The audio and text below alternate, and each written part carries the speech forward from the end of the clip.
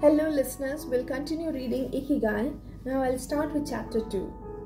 If I'm making any mistakes in pronunciation, my apologies in advance.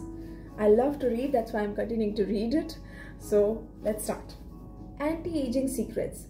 Little things that add up to a long and happy life. Aging's escape velocity. For more than a century, we have managed to add an average of 0.3 years to our life expectancy every year. But what would happen if we had the technology to add a year of life expectancy every year? In theory, we would achieve biological immortality having reached aging's escape velocity. Aging's escape velocity and the rabbit. Imagine a sign far off in the future with a number on it that represents the age of your death. Every year that you live, you advance closer to the sign. When you reach the sign, you die. Now imagine a rabbit holding the sign and walking to the future. Every year that you live, the rabbit is half a year as far away. After a while, you will reach the rabbit and die. But what if the rabbit could walk at a pace of 1 year for every year of your life? You would never be able to catch the rabbit and therefore you would never die. The speed at which the rabbit walks to the future is our technology. The more we advance technology and knowledge of our bodies, the faster we can make the rabbit walk. Aging's escape velocity is the moment at which the rabbit walks at a pace of 1 year per year or faster, and we become immortal. Researchers with an eye to the future, such as Ray Kurzweil and Aubrey de Grey, claim that we will reach this escape velocity in a matter of decades. Other scientists are less optimistic, predicting that we will reach a limit, a maximum age we won't be able to surpass no matter how much technology we have. For example, some biologists assert that our cells stop regenerating after 120 years. Next paragraph. Active mind, youthful body. There is much wisdom in the classic saying, mens sana in corpore sano, a sound mind in a sound body. Mens sana in corpore sano. It reminds us that both mind and body are important and that the health of one is connected to that of the other. It has been shown that maintaining active, adaptable mind is one of the key factors in staying young.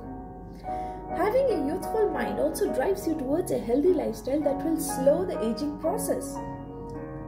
Just as lack of physical exercise has negative effects on our bodies and mood, a lack of mental exercise is bad for us because it causes our neurons and neural connections to deteriorate and, as a result, reduces our ability to react to our surroundings, which is really true. This is so true. This is why it is so important to give your brain a workout. One pioneer in advocating for mental exercise is the Israeli neuroscientist Shlomo Brzezinski, who argues that the brain needs a lot of stimulation in order to stay in shape. As he stated in an interview with Edward Punset for the Spanish television program Reads, there is a tension between what is good for someone and what they want to do. This is because people, especially older people, like to do things as they have always done them. The problem is that when the brain develops ingrained habits, it doesn't need to think anymore. Things get done quickly and efficiently on automatic pilot, often in a very advantageous way. This creates a tendency to stick to routines, and the only way of breaking this is to confront the brain with new information.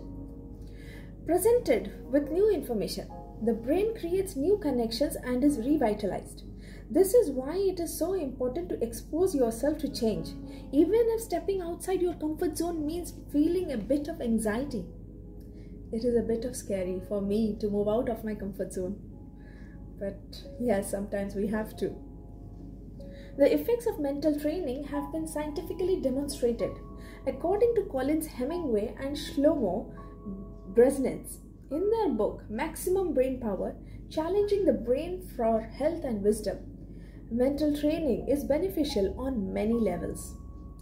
You begin exercising your brain by doing a certain task for the first time, he writes. And at first it seems very difficult, but as you learn how to do it, the training is already working.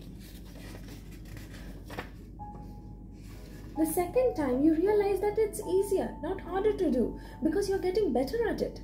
This has a fantastic effect on a person's mood. In and of itself, it is a transformation that affects not only the results obtained but also his or her self-image. This description of a mental workout might sound a bit formal, but simply interacting with others, playing a game, for example, offers new stimuli and helps prevent the depression that can come with solitude. Our neurons start to age while we are still in our 20s. This process is slowed, however, by intellectual activity, curiosity, and a desire to learn. Dealing with new situations, learning something new every day, playing games, and interacting with other people seems to be essential anti-aging strategies for the mind. Furthermore, a more positive outlook in this regard will yield greater mental benefits. Next paragraph. Stress accused of killing longevity. Many people seem older than they are. Research into the causes of premature aging has shown that stress has a lot to do with it, because the body wears down much faster during periods of crisis. That is so true. The American Institute of Stress investigated this degenerative process and concluded that most health problems are caused by stress. Researchers at the Heidelberg University Hospital conducted a study in which they subjected a young doctor to a job interview, which they made even more stressful by forcing him to solve complex maths problems for 30 minutes. Afterwards, they took a blood sample.